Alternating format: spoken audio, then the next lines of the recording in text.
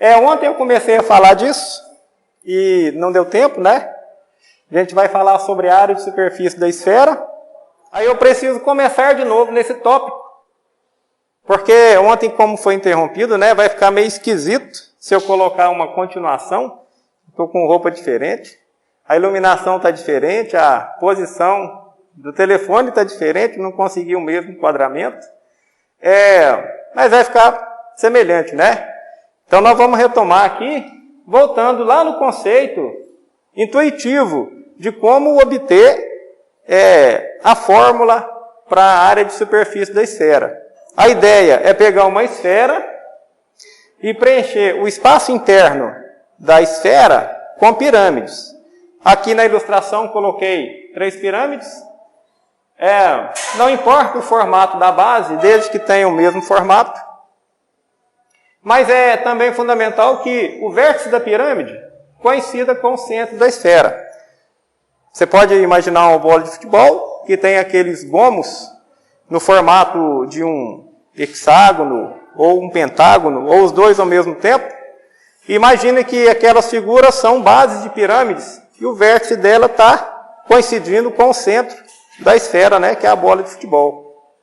E eu coloquei esse arco aqui para ilustrar o efeito que a gente procura enxergar nessas pirâmides aqui no interior da esfera. Que é assim, ó. Eu vou representar uma pirâmide aqui com uma base bem aberta, mas vou colocar somente o perfil dela. Essa linha aqui, ó, representa o perfil de uma esfera, tá? Ou da parte de uma esfera. Então, se eu coloco uma pirâmide, por exemplo, com uma abertura, né, um ângulo bastante aberto ali, ó, e ela tem esse perfil de base. Essa linha aqui, então, é a base da pirâmide. Aí você observa o quê? Que existe uma região considerável entre a base da pirâmide e a superfície da esfera. No entanto, se eu pegar uma pirâmide com uma base menor e começo a preencher a esfera com essa pirâmide, vou colocar aqui, ó,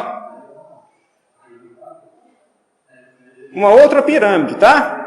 A base dela se aproximou mais da superfície da esfera. E se eu pegar uma pirâmide com uma base menor ainda, vou colocar uma outra aqui mais fechadinha, ó. Essa pirâmide aqui mais fechada, ela está com um perfil ainda mais próximo da superfície da esfera. E é esse conceito que a gente precisa ver ali, né? Se eu conseguir colocar uma quantidade de pirâmides dentro daquela esfera, ela vai preencher o espaço lá dentro. E esse espaço que ela preencheu é uma aproximação do espaço interno da esfera. Mas se eu conseguir colocar pirâmides com a base menor, eu vou fazer com que a base das pirâmides fiquem cada vez mais próximas da superfície da esfera. Além disso, vai acontecer o quê?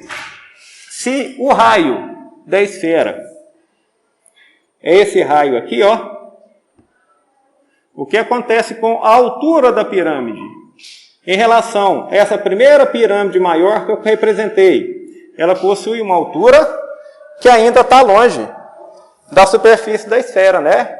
Mas na medida que eu coloquei uma pirâmide com uma base menor, a altura também vai se aproximando da superfície da esfera. Então vai chegar um ponto que a altura da pirâmide será praticamente o raio da esfera. Bom, e aí eu vou começar a escrever algebricamente como é que isso aí funciona. De um lado, eu tenho aqui o somatório dos volumes das pirâmides. A gente sabe que o volume da pirâmide é o quê? Área da base vezes a altura dividido por 3. E aqui eu tenho várias pirâmides. Então vou colocar aqui, ó, a área da base da primeira pirâmide, uma dessa aqui qualquer,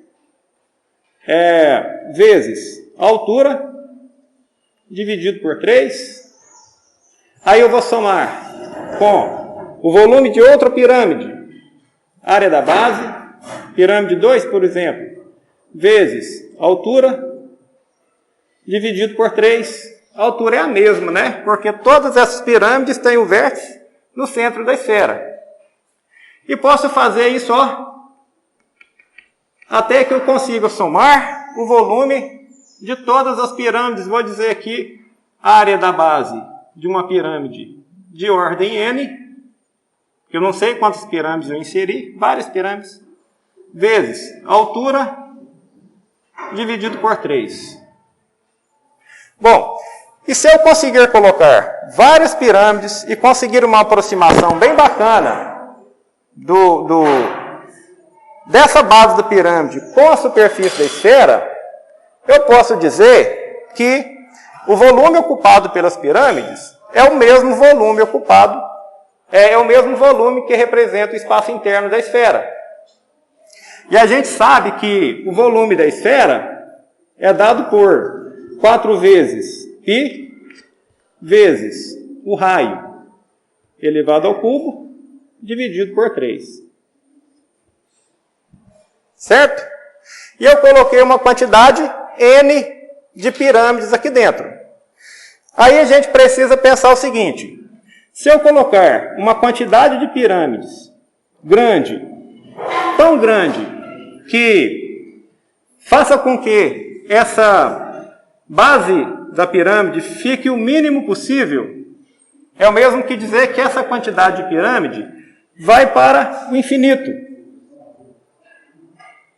Então eu tenho uma quantidade infinita aqui de pirâmides que eu preenchi essa esfera.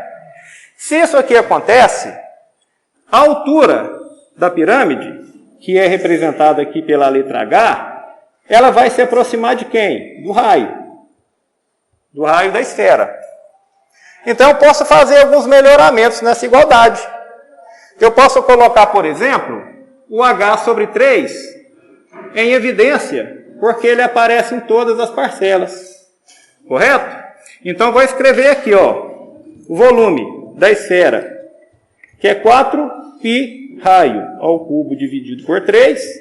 Isso aqui é igual ao H, que é a altura da pirâmide, dividido por 3, vezes o restante, que vai ser a área da base da pirâmide 1, mais a área da base da pirâmide 2, mais a área da base de todas as pirâmides. Vou chamar aqui a última pirâmide de N. Bom, e se isso aqui aconteceu, a quantidade foi para o infinito, esse H se aproximou de R, eu posso trocar esse H por R. Então, eu vou fazer isso. 4πr ao cubo, dividido por 3, é igual ao raio dividido por 3. E acontece um negócio interessante também. Se eu colocar uma quantidade suficientemente grande de pirâmides, essas bases das pirâmides aqui, ó, a área da base de todas as pirâmides vai acabar tomando a superfície da esfera. Então, eu posso chamar que esse somatório de áreas de base vai valer o quê? A área da superfície da esfera. Vou representar aqui por ASE. Então, na verdade, eu estou multiplicando o meu raio dividido por 3 pela área da superfície da esfera. E aqui eu posso fazer alguns cancelamentos. Posso cancelar esse 3 com esse 3. Eu posso cancelar esse raio que aparece do lado direito, né, que é o antigo H, com um produto do R ao cubo, ele passa a se tornar R ao quadrado. Então eu reescrevo essa relação em que a área da superfície da esfera é igual a 4πr ao quadrado.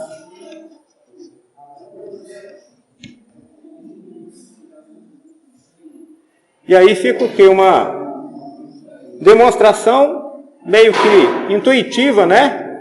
E um pouco algébrica também, da fórmula da área de superfície da esfera. Beleza?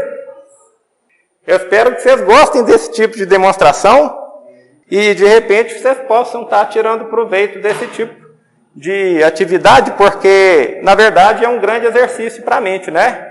Você tentar acompanhar esses raciocínios algébricos.